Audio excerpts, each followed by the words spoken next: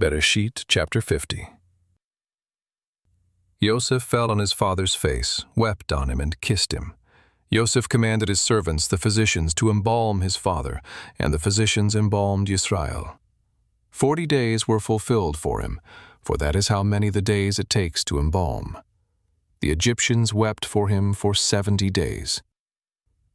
When the days of weeping for him were past, Yosef spoke to the house of Pharaoh, saying, "If now I have found favor in your eyes, please speak in the ears of Pharaoh, saying, My father made me swear, saying, Behold, I am dying.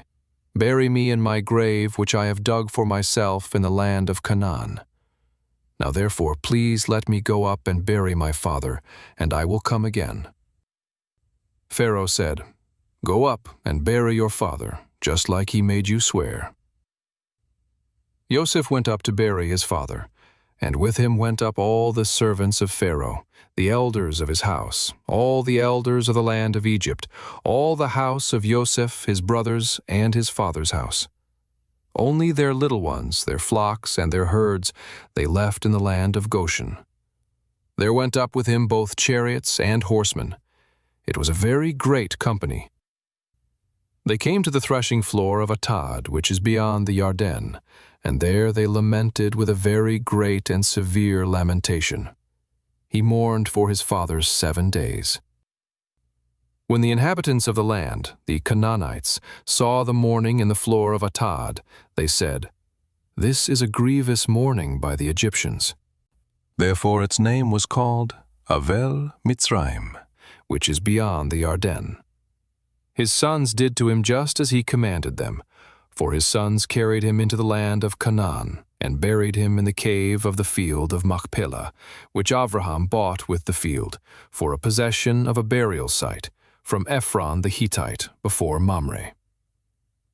Yosef returned into Egypt, he and his brothers, and all that went up with him to bury his father, after he had buried his father. When Yosef's brothers saw that their father was dead, they said, "It may be that Yosef will hate us, and will fully pay us back for all of the evil which we did to him." They sent a message to Yosef, saying, "Your father commanded before he died, saying, You shall tell Yosef, Now please forgive the disobedience of your brothers and their sin, because they did evil to you. Now please forgive the disobedience of the servants of the Elohim of your father." Yosef wept when they spoke to him. His brothers also went and fell down before his face, and they said, "Behold, we are your servants." Yosef said to them, "Don't be afraid, for am I in the place of Elohim?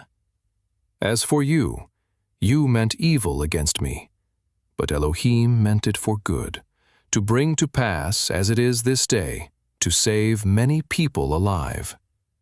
Now therefore don't be afraid. I will nourish you and your little ones." He comforted them and spoke kindly to them. Yosef lived in Egypt, he and his father's house. Yosef lived 110 years. Yosef saw Ephraim's children to the 3rd generation. The children also of Machir, the son of Menashe, were born on Yosef's knees. Yosef said to his brothers, "I am dying.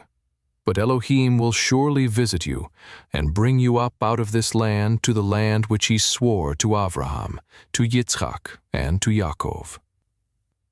Yosef took an oath of the children of Yisrael, saying, "Elohim will surely visit you, and you shall carry up my bones from here."